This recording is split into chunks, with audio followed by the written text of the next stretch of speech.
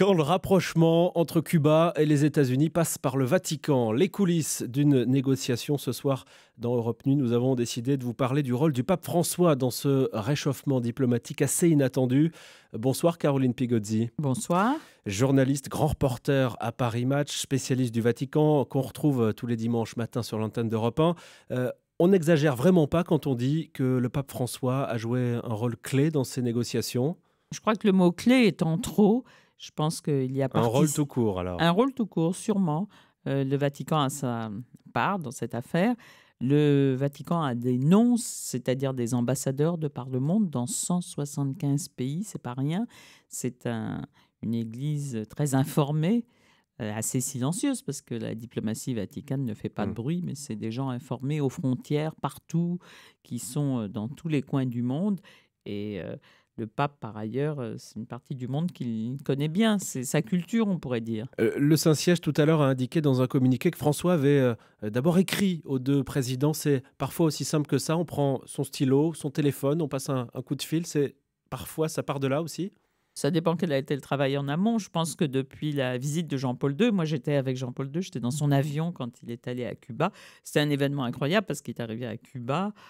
Nous étions un grand avion de journalistes et il est arrivé, il y avait toutes les télévisions du monde, les télévisions américaines surtout. Il y a eu l'affaire Monica Lewinsky et en 5 minutes, tous les journalistes américains ont plié bagages et les Américains se sont uniquement intéressés à l'affaire Lewinsky. Oui, ça montre aussi que c'est un travail de longue haleine entrepris par Jean-Paul II, peut-être un peu plus délaissé par Benoît XVI et repris là par le pape François, ce Oui, dossier américano-cubain. c'était un enjeu qui ne fascinait pas le pape Benoît XVI, mais qui, je crois, a été très marquant pour lui, parce que quand il s'est trouvé en face de Fidel Castro, parce qu'il a vu Raúl Castro, mais il a vu aussi Fidel Castro, et qu'il a vu ce vieux monsieur blanc comme une hostie, il s'est dit, est-ce que je ressemble pas à ça? Et je crois que ça a participé au fait qu'il renonce, parce qu'ils ont exactement le même âge. Ça a été une sorte d'électrochoc pour le pape Benoît XVI. Justement, cette visite à Cuba, ça a été beaucoup plus important qu'on le croit. Alors là aussi, ces derniers mois, il y a eu une rencontre entre délégations américaines et cubaines. C'était au Vatican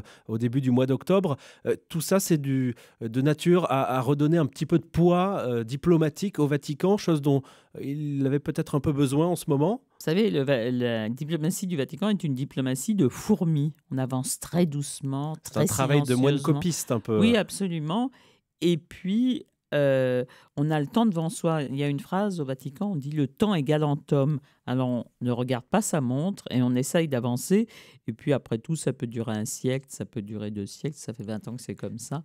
Ils sont moins pressés que nous. Ils ne savent pas ce que c'est qu'un bouclage pour un journal. Et tout ça est aidé, vous l'avez dit, par ce réseau mondial Et il y a le réseau mondial. qui est sans équivalent. Qui est sans équivalent, parce que c'est une diplomatie gratuite, si je puis dire.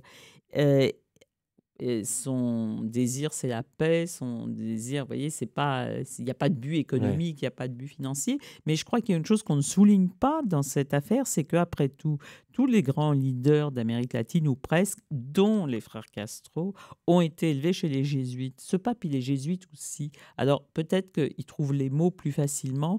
Il y a quand même une espèce de complicité quand on a été élevé chez les mêmes frères, en Amérique latine aussi. C'est pas qu'un a été élevé chez les jésuites français, l'autre, c'est les jésuites d'Amérique latine. Personne ne l'a souligné, mais je pense que ça n'a pas nui. Il est jésuite, il est sud-américain. Forcément, on se dit que ce sont des dossiers qui l'intéressent un peu plus. Chaque pape, comme ça, a son domaine de prédilection, Oui. sa zone de Et puis, il faut aller là choix. où le prédécesseur n'est pas allé. Il faut labourer un nouveau terrain. Je pense que ce pape aussi, il ira en Chine, parce que Jean-Paul II n'a pas réussi en Chine, parce que la Chine, pour les jésuites, c'est quelque chose d'important depuis Matteo Ricci.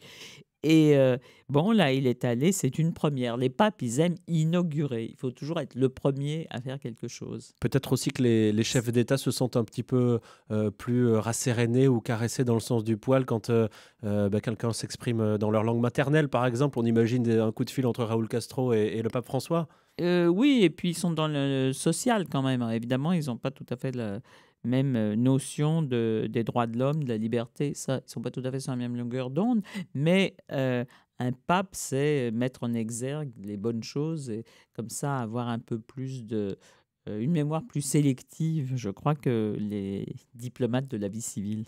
Caroline Pigozzi, vous parliez de la Chine. Est-ce que comme ça, il y a d'autres dossiers qui sont en cours avec ce travail de fourmi qu'on évoquait et on pense aussi au Euh, dossier du Proche-Orient, Oui, il y a le Israël-Palestine. dossier du Proche-Orient aussi. Il y a aussi le dossier de la Russie. Ce pape, il aimerait finalement euh, aussi aller en Russie, se rapprocher finalement du patriarche de Moscou. Mais moi, je vais revenir sur la diplomatie chinoise parce que c'est très amusant. Il n'a pas reçu le Dalai Lama. Pourquoi il l'a pas reçu? Évidemment, parce qu'il ne veut pas faire d'ombre à la Chine. C'est un sujet comme ça un peu délicat.